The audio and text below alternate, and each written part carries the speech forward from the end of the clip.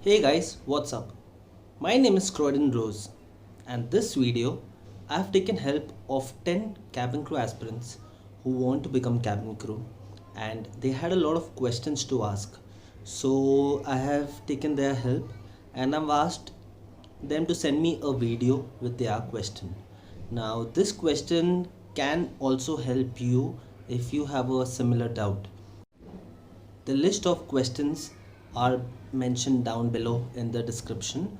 So if you have any specific doubt with regards to any specific question, you can skip directly to that part. Okay, so it's numbered. And if you have any suggestions for them, please you can always help them. Their Instagram ID will be mentioned down there, so you can message them and help them. And so let's start with the first question. Opening here from the Pune. So I was having a query for the male cabin crew. 172 centimeter height is mandatory, but as it's my 165 centimeter height, so can you tell me how could I enter into the aviation field? Because it's my dream to work only into the aviation field only. So it would be a other department like ground staff and other department. It would be okay for me. But just can you guide me for regarding that, please? Yes, so your height plays an important role in order to become a cabin crew. Uh, while giving an interview, when you see the eligibility criteria, it's mentioned a specific height range, so you need that or anything above. If you are below, they will not select you. They are very strict on that. So even if you're 171 and they have asked for 172, they will not select you. However, there are other departments where you can get into. For example, ground staff. They do not need a specific height range or any specific weight range. However, education plays an important role there. Many airlines, if you want to become a direct ground staff, you will have to be a graduate. If not, then please continue with your studies till you become one. If your dream is to get into the aviation industry anyhow, so you can do that. Ground staff is the next best department that you can get into. If you're more into technical, if you're doing a technical studies, you already have an idea that you can get into engineering, or if you're studying to become a pilot, you can become a pilot. But if not, your basic education of graduation can help you to become a ground staff. Hello, my name is Lalit, and I just want to ask that what is the salary of a cabin crew working for an Indian airline, and how many days a cabin crew need to work in a month? Okay, so the salary depends from airline to airline. For example, let's take a specific airline, that is A airline. Now, there are two parts that the salary can be spread into. One is hourly or one is a basic salary. So basic salary they'll give you for a specific flying hours. For example, 50 hours you will get XYZ amount. Or if it is hourly, then per hour you will be charged, so you'll get so much. Now in India, we are allowed to fly 1000 hours in one consecutive year. So that depends again. In a month, on an average, you get 80 to 90 hours that you can fly for, and depends again on the airlines if they have so many flights, or an average 50 hours. So per day, working for around 4 to 5 hours, one specific sector like Bombay, Delhi, Bombay, you will be working for 4 hours flying time approximately. So again, you can do the calculation that divide 80 by 4 and so many days in a month. But on an average, if you are a beginner as a cabin crew, any airline in India, you would get an average of around 30 to 35,000, and thereafter it will be increasing. Hello Cabin Crew Croy. I am Manish and my question is to you that what kind of personality requires for the role of a cabin crew? What exactly requires for the role of a cabin crew? I am looking for this answer for so long and I think you are the best person to give me this answer. Hope you feel that this question is valuable for each and every person. Thank you so much. Hey Manish, thank you for that question. That is an important question of what personality does an airline want to see in their candidates. Now, every airline will have a list of basically a criteria of things that they require, which they will post along with the interview dates. For example, they want height 170 to 173 centimeters. They want your weight in proportion, that is your BMI. They want you fluent in English and Hindi or any specific language that they mention. Now, Along with that, you should also see that your build is okay, you're not overweight, you're not your everything is in proportion, and you can also speak well. So even though you can speak, you should be able to answer what they are asking you with confidence. Now that is what they look at, how well you can speak to a passenger, to a guest that comes on board. If you can speak to the interviewer like that, then they are assured that you can speak to the passenger as well. So everything comes down to communication, but first the basic criteria is your height, your weight, and how well you can speak. Good morning, sir. My name is Twanit Joshipura and I am from Gujarat. First of all, thank you so much for allowing us to ask our questions. Coming to the point, last year I was giving a Qatar Airways interview and they asked me to describe a situation where two passengers had a conflict between them and how I solved their issue. They also told me to give some examples as well.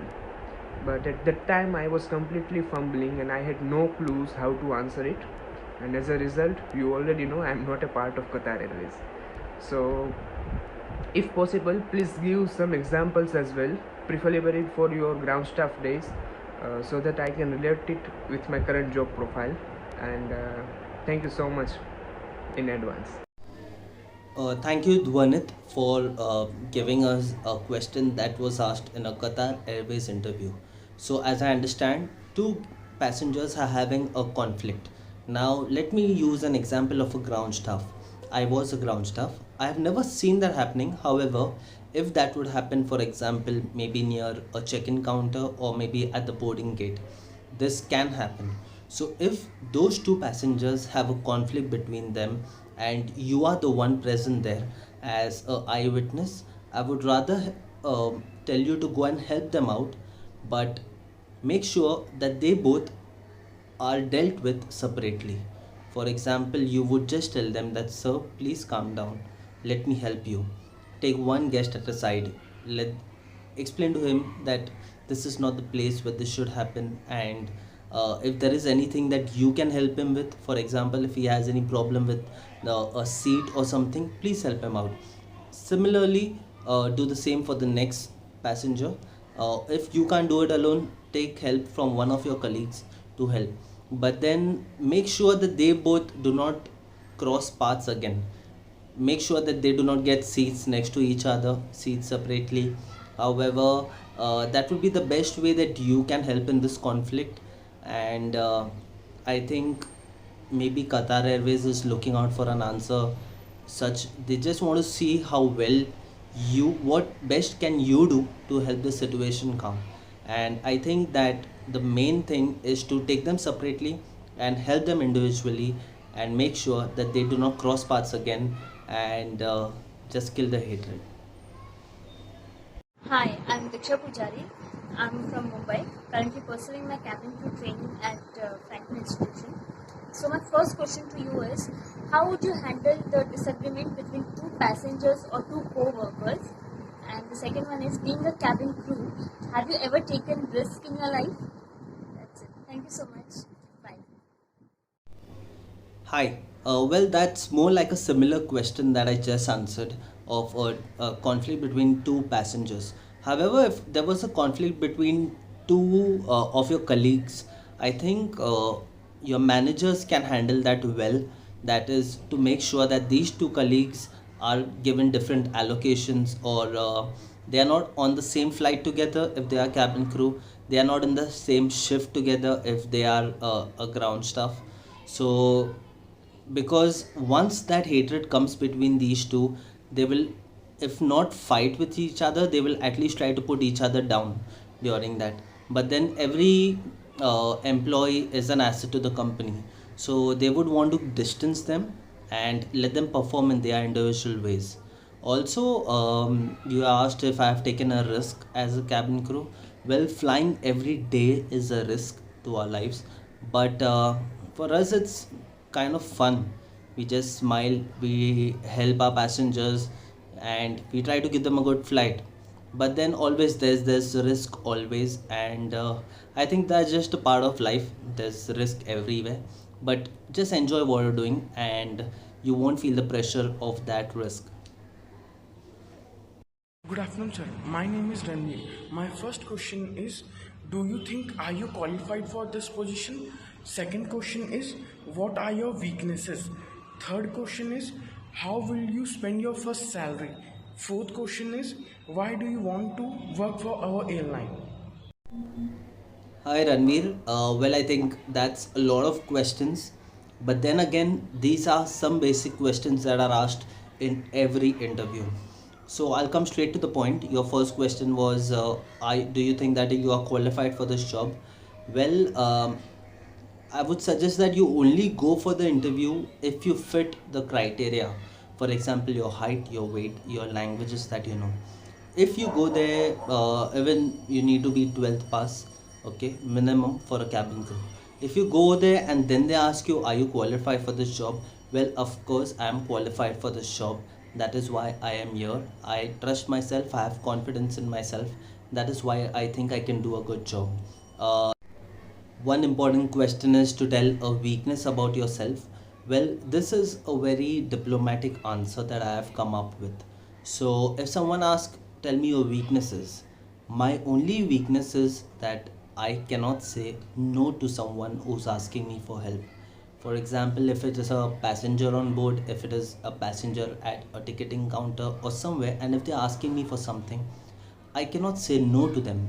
I will have to help them because that is my weakness. And if I can't help them, I will get them to someone who can help them. So, this is an answer that always works. Please try it. The next question you asked is, how would you spend your first salary? Um, a first salary is something very close to us that we always think in our life that once I start earning, I would like to do something for my parents. So it doesn't matter how much you're earning, but that first salary you would like to give them something from that. So that's how you would like to spend it. That's how I would like to spend it. I don't know about you. Uh, and why this airline? Why not any other airline? Well, do a little research about all the other airlines before you go there and let them know why their airline is the best and why you would like to work for them. Few points that could be that I want to work with the number one airline that I feel can take care of their passengers and their staff, and that is why I want to be a part of this airline. So this will always work. Please keep this in mind, and all the best to you. Hello, my name is Mukul Mandia. I am from New Delhi. My question is related to cabin crew interview. That is, my first question is, what is your strength and what is your weakness? How can we give perfect answer of this question? And my second question is, it's very different and unique. That is, how can you handle disruptive passengers on board? So please give me the perfect answer of my two questions. Thank you so much. Hi Mukul. Well, strength and weakness. Again, this is asked in every interview. So, weakness, as I've just explained before, I can never say no to any passenger. But your strength is something that you believe in, can work for you when there is any situation in life. For example, your confidence to do something.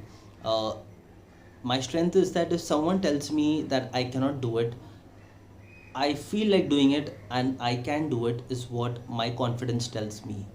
So, my strength personally is my confidence and my will to do something that someone tells me I cannot do. And the next question was, what would you do if there's a disruptive passenger on board? Well, over the years, aviation industry has boomed a lot and have come up with new technologies to restrain a disruptive passenger. Now, again, once you become a cabin crew, there would be some steps that you can decide if this is a disruptive passenger or no, and there's a hierarchy of stages that are discussed. For example, stage 1 if he's abusive, etc., etc. I won't go in details for that, but there is also equipment used that you can restrain a passenger on board if he's disruptive, or else anything from your daily life that you can use to restrain him. Now there is a lot of procedure for that, so that you will be taught once the training starts. So all the best to you, and I hope you get selected so that you can learn more about that. Hi sir, this is Aritakshan from Chennai, and thank you for inspiring me as well as all the cabin crew out there. And sir, my question is, which international airlines is best to work as a cabin crew, as well as just tell me about the benefits of international airlines, working in international airlines. So yeah, just tell me about it, sir. Thank you, sir. Hi. Well, a few international airlines that do come to India on a regular basis to take interviews are Qatar Airways, Emirates, um, British Airways sometimes, Swiss Airways sometimes. And the best airline that you could work for is either Emirates or Qatar. The advantages of working for them, the very first one is the money. Okay, so they pay well, much more than any Indian airline. If you're working for any domestic airline, the international airlines will pay well. Plus they have a lot of perks where you can see the entire world. You get free tickets to travel the entire world. I'm not quite sure if you get enough leaves, but if you do, that's well and good. You can also get free tickets for your parents, your family, and so either Qatar or Emirates, whichever you prefer, and whichever you can get through. So all the best for that. Sir, I am Abhishek, and my question to you is, do we need to join any institute to become a cabin crew? If yes, which one should we join? And my another question is, how to improve the fluency in English? Hi Abhishek. Well, that's a very important question. Which institute should you join to become a cabin crew? Well, to be honest, there is no need to join any institute. Okay, you would be paying 80,000 to 1 lakh to 2 lakhs to join a institute. But then, when an interview comes out for any specific airline, if you go to the official website, they have not asked you to join any institute or to show any proof that you have joined any institute. There is a set criteria, for example, your height, weight, your language, etc., your education. But that does not mean you have to do a course from any institute to join any specific airline. So that is not needed at all. However, you want to improve your English. If the books can't help you right now, maybe some English songs, some English movies, most importantly, interacting with someone who you feel can speak good English, and tell them to correct you in each and everything that you speak wrong. And hopefully you can keep that in mind, and the next time when you speak you get much more fluent and fluent. It's a so slow process, it will take time, but I think that can help you a lot. Hey people, Rockstar Pulkit this side. I hope you all are doing well and not wasting these days because you really want to be a cabin crew. Have you ever stuck in an interview when they are asking you a question? If yes, then you should also know the answer of why cabin crew? Why not ground staff? I request Mr. Rose, please share your valuable response on this question. Thank you. Have a great day. Hey Pulkit, thank you for that question. Why cabin crew and why not ground staff? Now you know that a cabin crew travels a lot, stays in different cities, in different countries, whereas a ground staff also has an important role, but that would be situated to just one airport. So if you're fitting into the criteria to be a cabin crew, why not? Let the interviewer know that your passion is to fly, to see places, but also you have that willingness to serve everyone. You have that willingness to have a conversation with every passenger, to make new friends. And I think that is why you want to become a cabin crew, because there is a lot of interactions having one on one basis rather than a ground staff, where only if you are at the ticketing counter you can have that conversation. But 300 guests per day, one-on-one interaction, that for that you need to be a cabin crew. So that is why you could select the answer as to why a cabin crew and why not ground staff. Thank you. So guys, thank you for watching. These were the 10 questions asked by 10 cabin crew aspirants, and these are the answers that I could think of to help them. However, if you have any other question, any better question, any different question, any unique question, please message me on Instagram, and maybe in a series 2 of this video you could be featured asking your question.